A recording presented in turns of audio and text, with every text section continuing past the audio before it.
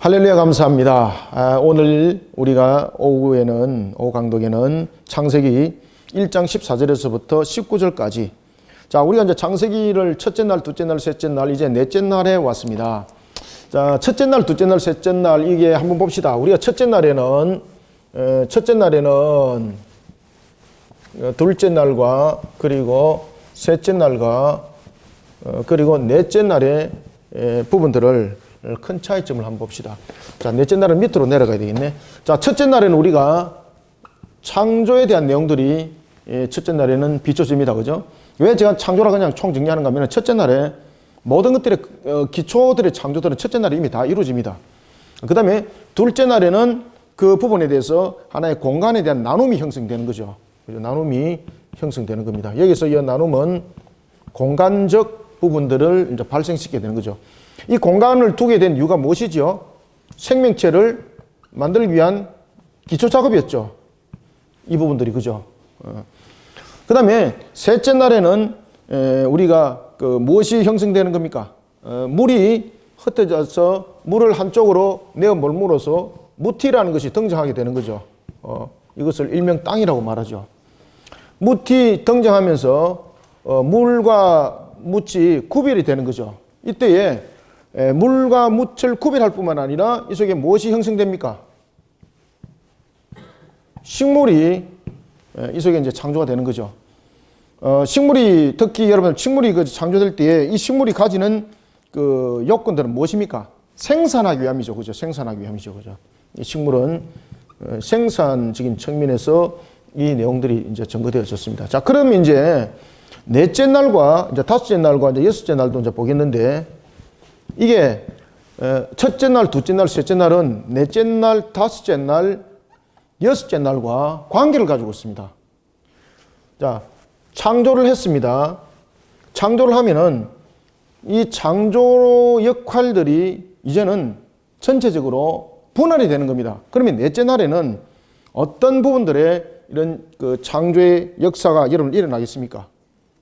분리, 분할.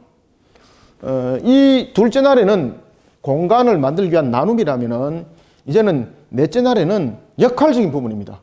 그래서 특히 이제 넷째 날에는 오늘 본문에도 보면은 그런 이야기를 하죠. 밤과 낮을 어떻게 합니까? 나누더라 라는 어떤 분배적인 측면. 그렇죠. 넷째 날에는 분배. 그죠. 그리고 이 부분에서 분여적인 측면이 이제 함께 등장하는 거죠. 이 분여는 빛에 대한 부분이죠. 빛에 대한 부분들. 빛에 대한 부분들이 분여가 되고 그리고 역할적인 부분에서 분배가 되는 겁니다. 따라서 넷째 날에는 분여와 분배라는 것을 통해서 이 창조가 이제 어떤 역할을 하는가라는 부분에서 이것을 내용을 설명하는 거예요. 그래서 넷째 날에는 분배와 분여적인 측면에서의 역할입니다. 아시겠죠? 그 다음에 이제 다음 날 볼 이제 다섯째 날과 여섯째 날은 무엇입니까? 공간을 채우는 거죠. 그 다음에 땅을 채우는 거죠. 그죠? 생명체를 통해서 여기서 생명체가 이제 등장합니다. 생명체가 등장하면서 이 다섯째 날 생명체는 무엇을 채웁니까? 공간을 채우는 겁니다. 공간을 채움. 다섯째 날에는 공간을 채웁니다. 여섯째 날에는 무엇을 채웁니까? 그렇죠. 땅을 채우죠. 땅을 채웁니다.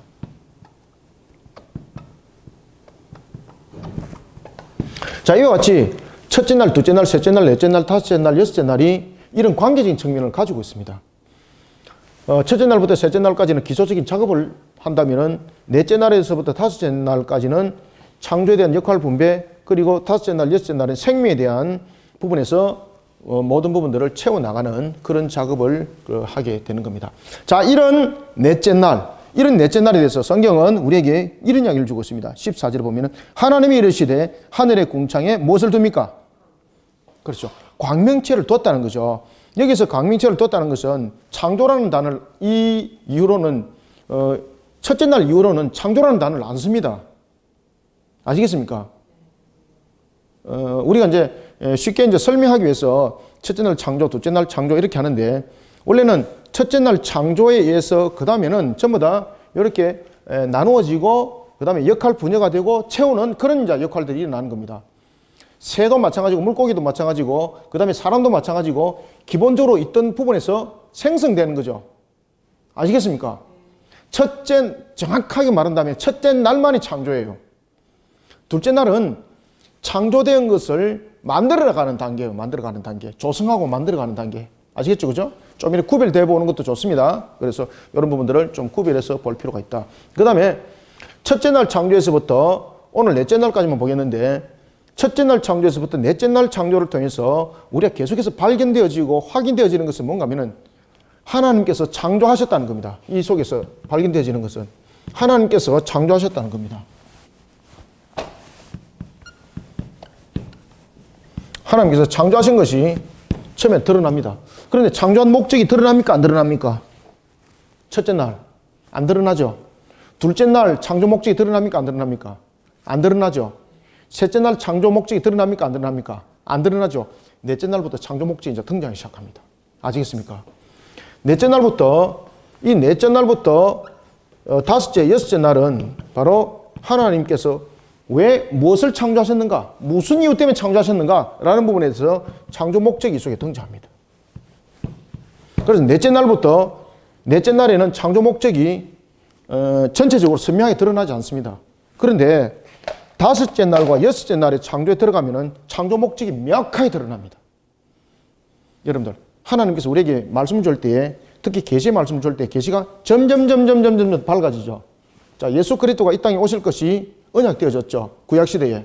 그때 구약시대에 예수 그리스도가 나타나시면 예수 그리스도가 이 땅에 오시면 하나의 그림자적인 모형적인 측면에서 그것이 불투명하게 드러났죠.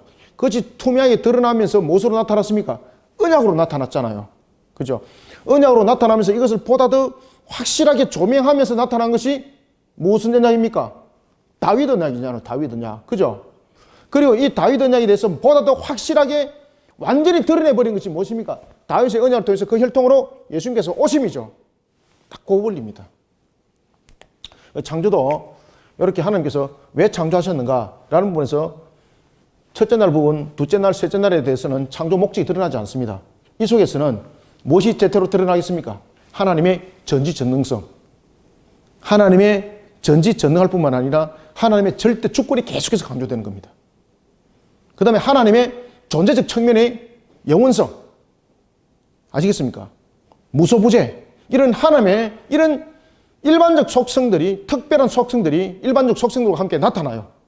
특히 첫째 날부터 셋째 날까지는. 왜? 첫째 날부터 셋째 날까지는 이런 부분에 대해서 하나님의 뭐 사랑의 속성이다, 은혜의 속성이 이런 나타나지 않습니다. 왜냐하면 하나님께서는 점점 창조를 통해서 창조 목적을 설명해 나가는 것이거든요.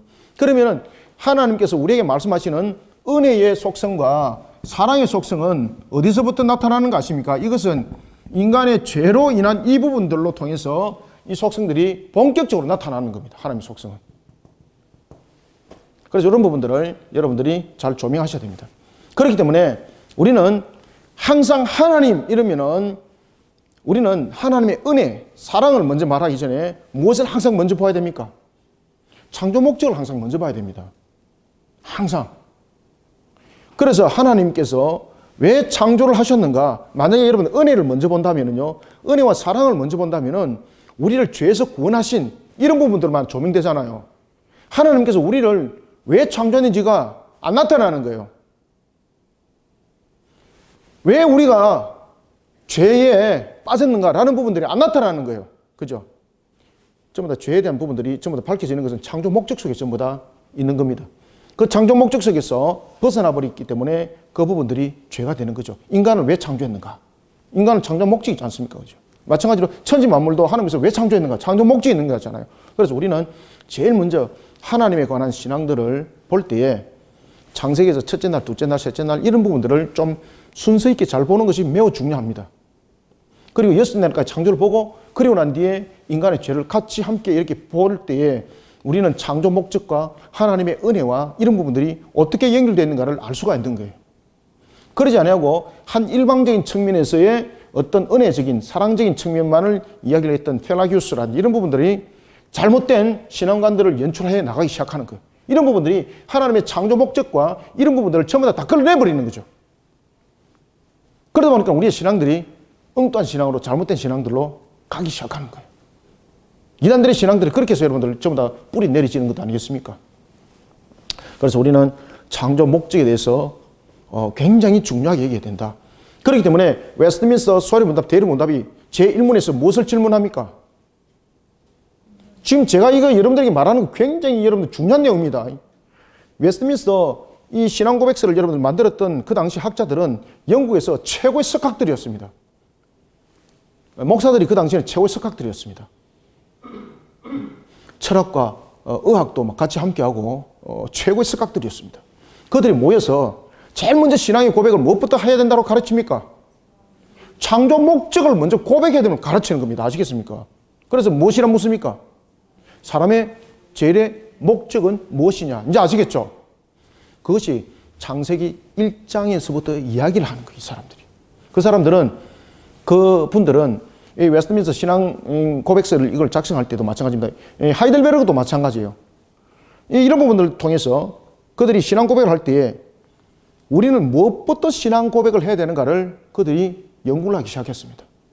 그러면서 제일 먼저 우리의 신앙의 고백은 하나님의 창조 목적에 대한 신앙 고백이었고 다른 건 먼저 말하면 안 된다는 거죠. 그 속에서 우리는 피조물이라는 부분들, 우리의 존재적 목적, 이런 부분들을 반드시 알아야 된다는 거예요. 이해되셨죠? 그래서 하나님께서 첫째 날, 둘째 날, 셋째 날 창조 부분들이 이런 질서를 가지고 있는 부분도 이런 하나님의 창조 목적과 그 원리를 알고 가라는 것입니다. 창조 목적 속에 하나님의 절대 주권이 반드시, 그래서 첫째 날, 둘째 날, 셋째 날 이야기를 할 때 밤이 되고 저녁이 되고 뭡니까? 아침이 되니 이것은 첫째 날이라.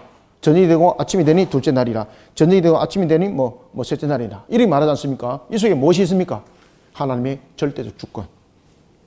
하나님의 절대적, 저녁이 되고 아침이 되는 그 한 날을 통해서 우리는 항상 하나님이 친히 운행하는 것을 보고 하나님의 절대 주권을 우리는 항상 바라볼 수 있는 그런 창조 목적 속에 우리는 살아가는 자들이 되라는 겁니다. 오늘도 여러분 해가 떴습니다. 해가 뜨면 우리는 제일 먼저 무엇을 봐야 되는 겁니까? 살아계신 하나님이 지금도 절대 주권 속에 모든 것을 운행하고 있다는 것을 우리는 그것을 신앙으로 먼저 목격하는 자들이 되야 되는 거예요.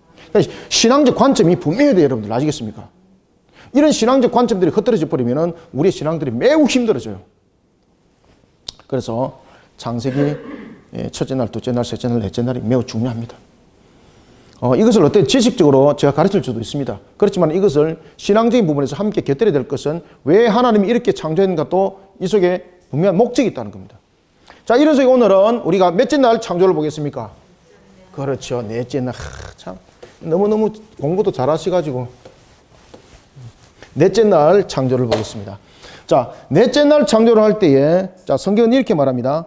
넷째 날 14절 함께 읽어봅시다. 시작. 하나님이 이르시되 하늘의 궁창에 광명체들이 있어 낮과 밤을 나누게 하고 그것들로 징조와 계절과 날과 해를 이루게 하라. 자, 보십시오. 나누게 하고 이루게 하라죠. 그죠? 나누는 것과 이루는 거죠. 나누는 것, 그리고 이루는 것.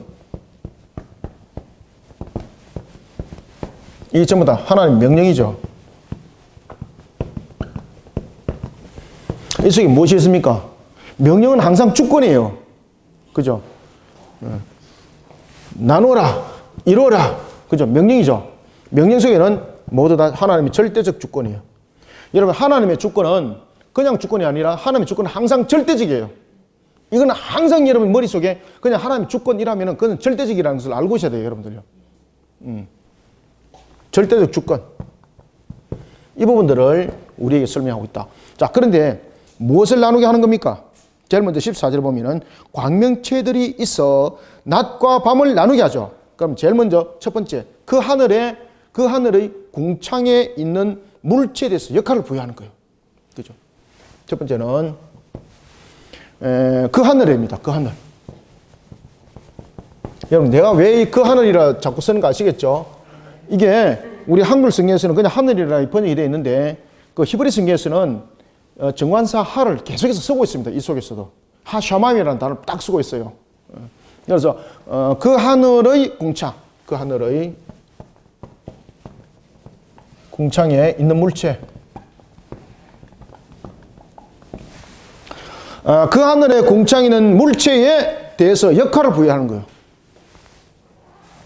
물체에 대해 역할을 부여. 왜 역할을 부여하겠습니까? 역할을 부여하는 목적이 또 있는 거잖아요.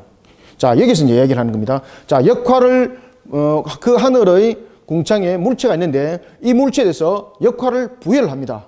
역할을 부여를 하면서 이 역할을 부여를 할 때에 무엇을 사용하는 겁니까? 광명체를 사용하는 겁니다. 광명체. 광명체를 사용해서 역할을 부여하죠. 그러면은 여러분들 광명체를 통해서 역할을 부여하는 이유가 무엇일까요? 여러분들요. 광명체를 통해서 역할을 부여했던 것은 첫 번째 무엇을 주관하는 겁니까? 자, 14절 한번 봅시다. 광명체를 주관하여 할 때에 낮과 밤을 나누게 하는 거죠. 광명체를 통해서 낮 그리고 밤을 주관하게 하는 측면에서 나누게 하시는 거예요. 그 모든 것이 하나님의 명령에 의해서 이루어지는 거죠. 말씀을 통해서. 그 명령을 통해서 이루어질 때에 낮과 밤을 나누게 하는 것이 바로 절대적 주권 속에서 명함인데 이 속에서는 모든 것들은 하나님의 명령하심 속에서 하나님께서 명하심 속에서 모든 것은 그대로 이루어지는 겁니다. 자, 그다음에 이 광명체를 통해서 낮과 밤을 나누게 할 뿐만 아니라 지금 이 광명체를 통해서 또 무엇을 또 이루어가는 겁니까? 징조, 계절, 날, 해. 그죠? 자, 징조, 계절, 날. 이거는 태양 아닙니다.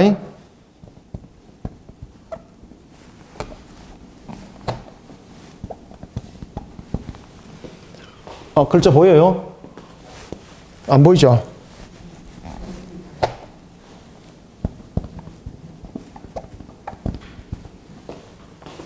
징조, 계절, 날, 해. 자, 그러면은 하나님께서 징조라는 것은 우리가 이제 징조라는 이 부분들이 한글로 이렇게 등장하니까 좀 헷갈릴 수 있는 거잖아. 그죠? 그래서 이 징조가 signs. 그죠? 다시 말하면은 하나님께서 징조라는 것은 흔적을 두신다는 거죠. 그죠? 이와 같이 광명체를 두신 이유가 무엇인가? 광명체를 두신 이유가 낮과 밤을 주관하시는데 낮과 밤을만 주관하시는 것이 아니라 주관하시는 것이 아니라 아니고 주관하는 것이 아니라 이 광명체를 통해서 낮과 밤을 주관하게만 할 뿐만 아니라 이 광명체를 통해서 징조, 흔적을 남기는 거죠. 흔적을. 어떤 흔적을? 계절에 관한 흔적, 날에 관한 흔적, 그 다음에 연수, 1년에 대한 흔적, 이런 부분들을 광명체를 통해서 모든 것이 질서 있게 하나님께서 모든 것을 주관하시는 부분들이 질서 있게, 그리고 모든 것이 하나님께서 주관하심 속에서 모든 것이 명령대로 움직인다는 겁니다. 이 속에서 어떤 것도 톱니바퀴가 엇나가가지고 자기 마음대로 돌아가는 것은 없다는 뜻입니다. 이게 이 모든 부분들이 사인이에요. 그래서 사인이라는 단어 딱 쓰는 겁니다. 이게 여기서 사인이라는 단어는 무슨 단어입니까? 이게 이 부분들의 계절과 날과 해가 어떤 자연적인 그 발상 또는 어떤 에러로 인해서 나타날 일은 없다는 겁니다. 이게 절대 그런 일은 없다는 겁니다. 이 자체가. 그래서 징조라는 단어를 딱 쓰고 있는 거예요. 이게. 그래서 이 징조라는 단어를 통해서 하나님의 절대적 주권을 다시 한 번 더 설명해 나가고 있는 것이 이것이 창세기 넷째 날의 사건이 되겠습니다. 자, 그러면서 이 광명체를 통하여 낮과 밤을 주관하게 하고 그리고 이 광명체를 통해서 징조를 나타내는데 그 징조는 계절로 나타난다는 거죠. 날로 나타난다는 거죠. 해로 나타난다는 거죠. 이것은 무엇입니까? 일정하게 정기적인 측면에서 자전과 공전은 있다는 이야기입니다. 이게 전부 다. 그래서 이것을 가지고 봐라. 이게 넷째 날과 첫째 날이 다른 이유는 바로 이런 것이다. 라고 말하면은 큰 오산입니다. 하나님께서 그 날에 대해서 이야기를 할 때 그 날이라는 것은 첫째 날과 둘째 날과 셋째 날과 넷째 날의 모든 그 날에 대한 계수는 하나님의 시간 안에서 그 모든 계산은 이루어진 것이고 그 시간 안에서 나눠진 것들을 첫째 날에 별도, 둘째 날에 별도, 셋째 날에 별도, 넷째 날에 별도 하지 않습니다. 그 모든 것을 하나님께서는 질서 있게 규칙적으로 딱 모든 것을 만들어 가시는 겁니다. 자, 이런 속에 우리가 보면 두 광명체를 이제 만들죠. 보십시오. 자, 14절에 보면 하나님이 이르시되 하늘의 궁창에 광명체들이 있다는 거죠. 광명체들이. 그러면 광명체들이라는 것은 무엇입니까? 예를 들어서 우리가 지금 그 하늘에 보고 있는 이 해와 달 이 부분만이 아니죠. 다른 여러 우주 체계가 지금 있다는 거죠. 그죠? 그러면서 그런 부분에 빛이 바라게 하시고 그런 속에 이런 주기적인 자전과 공전 속에서 이런 날과 해 이런 부분들이 일어난다는 것이죠. 그 다음에 이 계절이라는 부분들은 바로 뭔가 하면 광명체가 멀어졌다 줄어들었다 이 부분들을 지금 설명하고 있는 겁니다. 광명체 계절이라는 것은. 이왕 여기까지 이제 이야기가 나왔기 때문에 이야기를 하고 제가 넘어갈게요. 이거 지워도 되겠죠?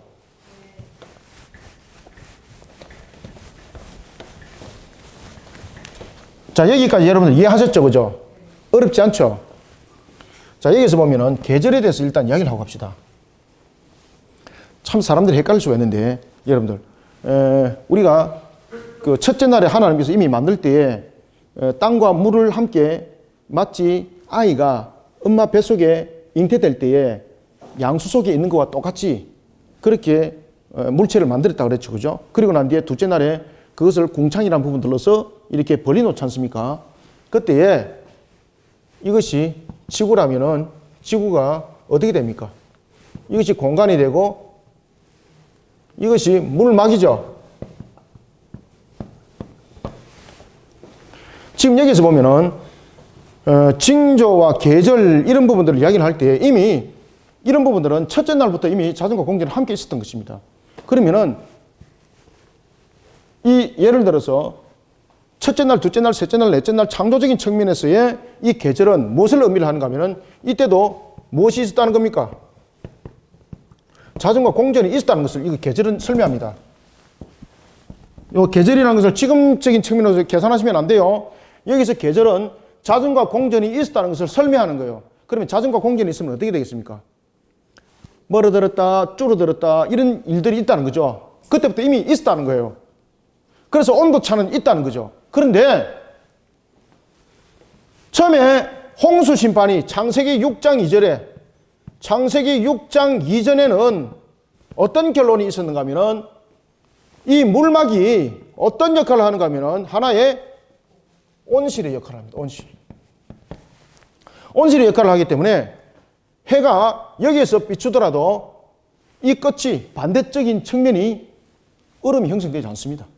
왜 그런가 하면은 이 자체가 열을 가했을 때에 이 모든 부분들이 온실의 효과를 가지고 모든 부분들이 골고루 이렇게 온도가 유지가 되는 겁니다. 그러면은 지구가 어느 곳도 온도가 다 일정한 거예요. 여러분들, 온도가 일정하면은 모든 식물들이 잘 자라겠습니까? 안 자라겠습니까? 잘 자랄 수 있는 조건이 생길 수밖에 없는 거예요. 여러분들 아시겠습니까? 그래서 창세기 6장에서 보면 물막이 무너집니다.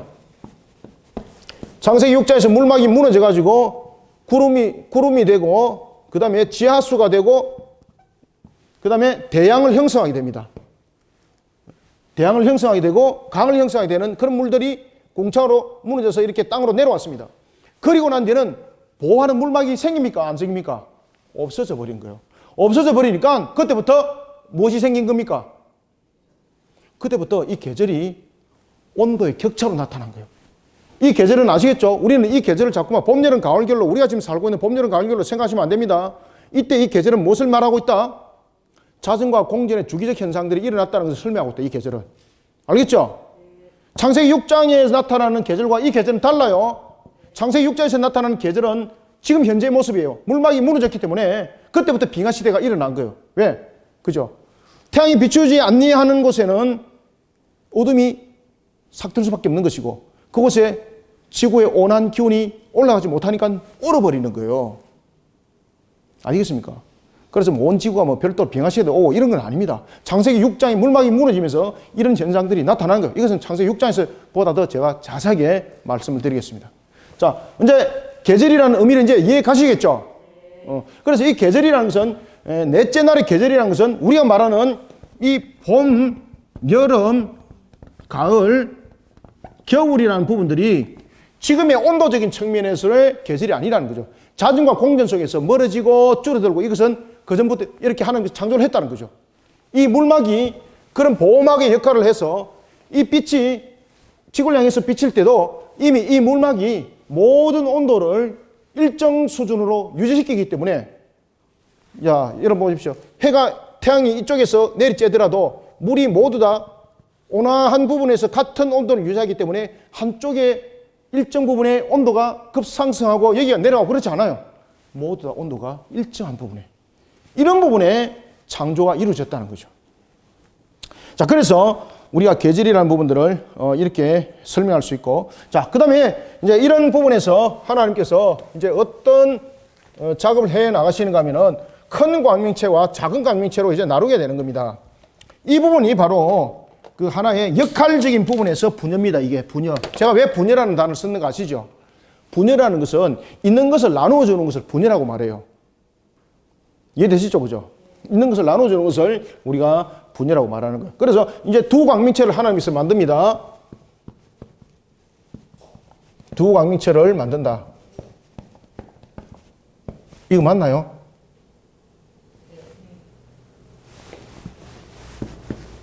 세상에서 제일 쉬운 것이 한글이면서 제일 어려운 것이 한글입니다.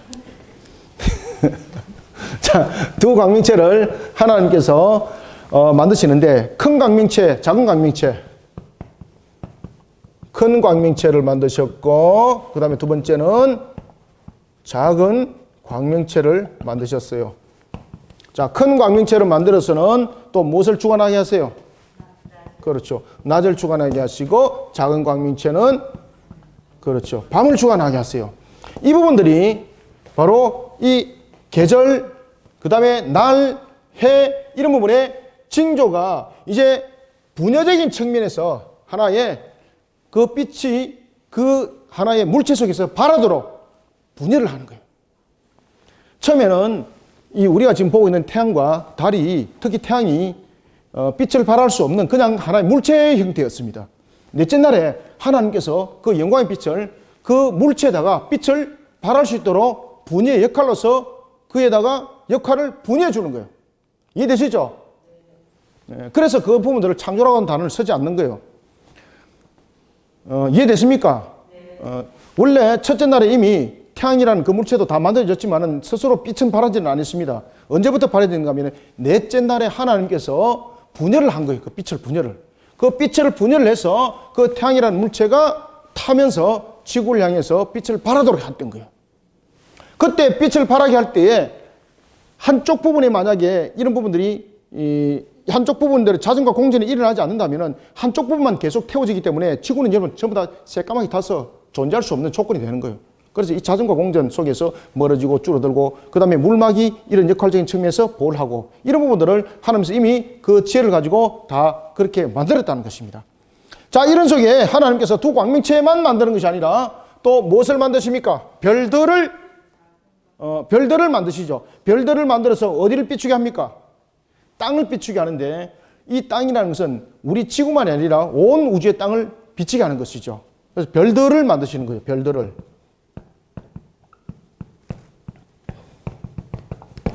자, 여기서 이제 별들이라는 것은 두 광명체라는 것은 중심이 어디가 되는가 하면 앞으로 인간이 살아나갈 지구가 중심이 되는 것이고 여기서 별들이라는 것은 전체적인 우주적인 측면을 말하고 있어요.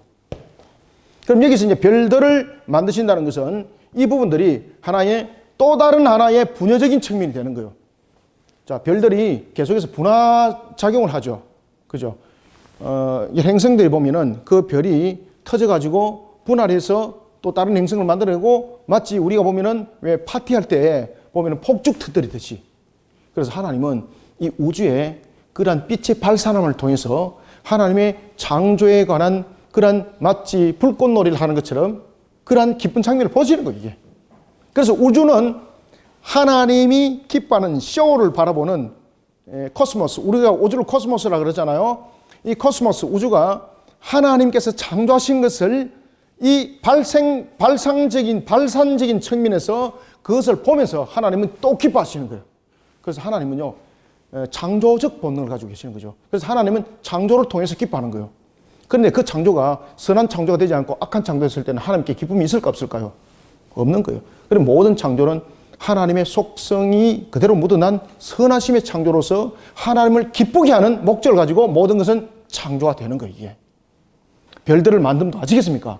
이 별들을 만듦도 하나님이 창조하셔서 그것을 보고 기뻐하기 위해서, 창조주가 그것을 보고 기뻐하기 위해서 이 별들을 만드시는 거예요. 자, 이런 속에 이제 그 광명체를 통해서 우리에게 주시는 것은 그 하늘과 그 땅, 그 하늘의 궁창에 있는 물체에 대해서 역할을 부여하셨고, 그 다음에 방금 제가 쭉 설명을 다 해드렸죠. 이 속에 그 광명체들입니다. 그 광명체들이 어떤 역할을 담당하실 것인지를 절대 주권을 통해서 명하시죠. 그 광명체들이. 그 광명체를 통해서 절대적 주권을 설명합니다.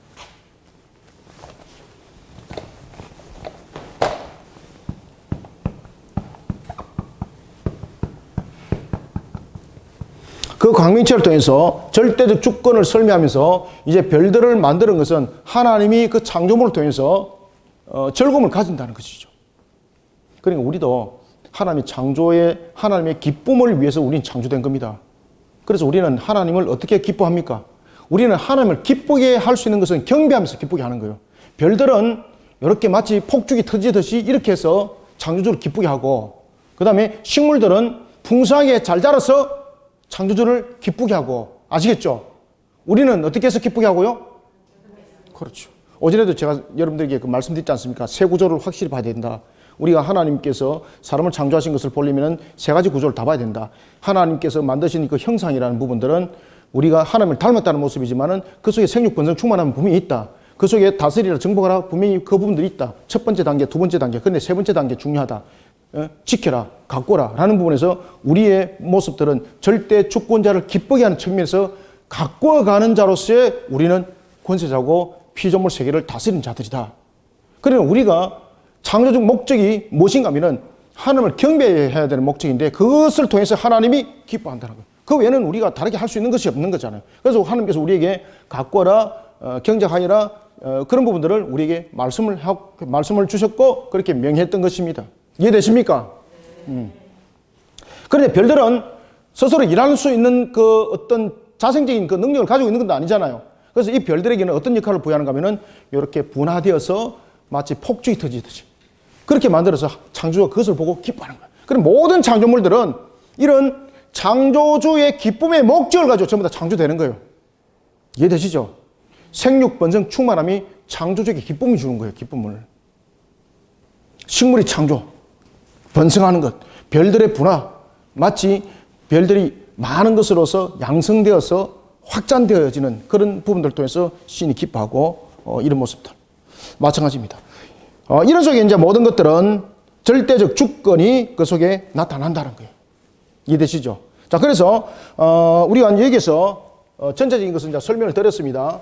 다시 한 번 더 간추려서 여러분들에게 한 번 더 말씀을 드리면은 이 부분이 중요하다 그랬죠? 징조. 이 징조가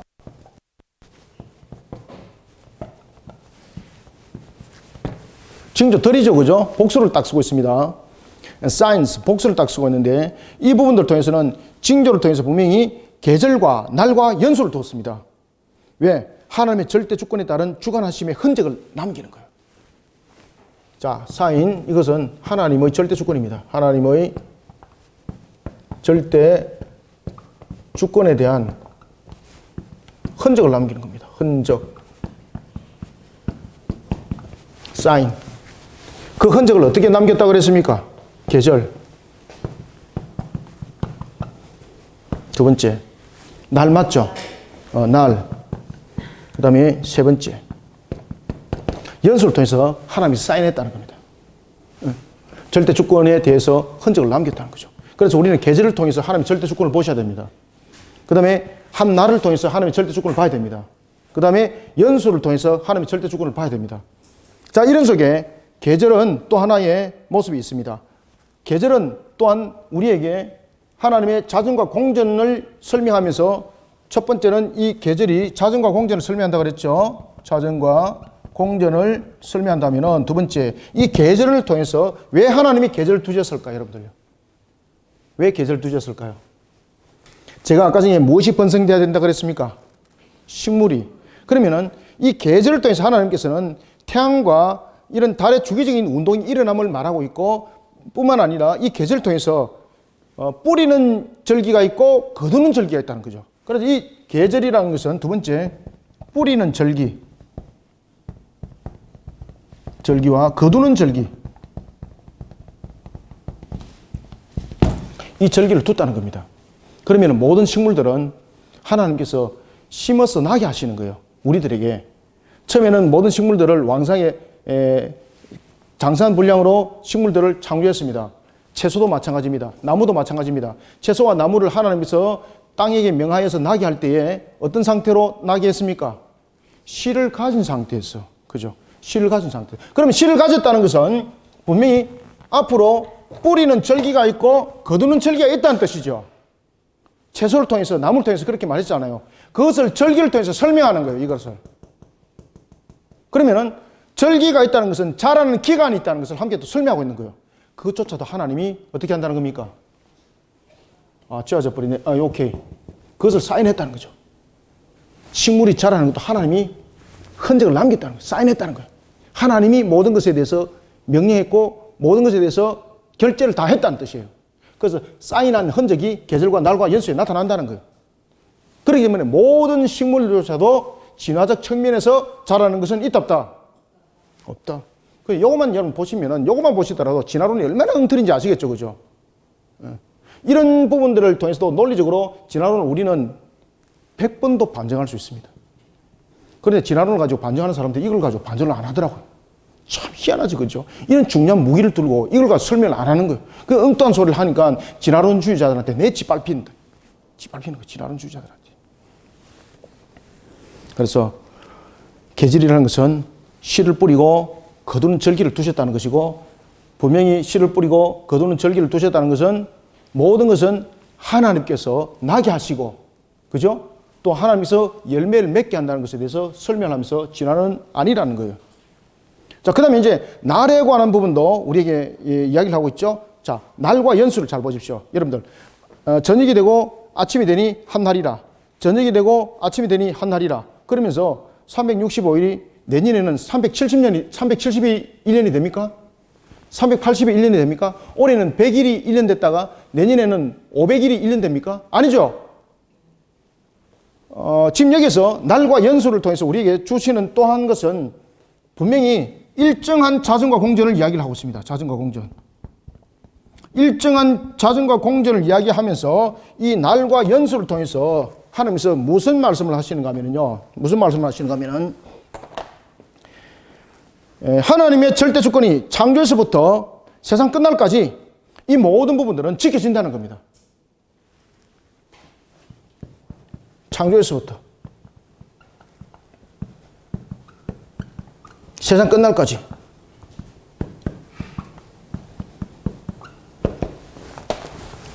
모든 것이 하나님의 절대적 주권에 의해서 움직인다는 겁니다. 절대적 주권에 의해서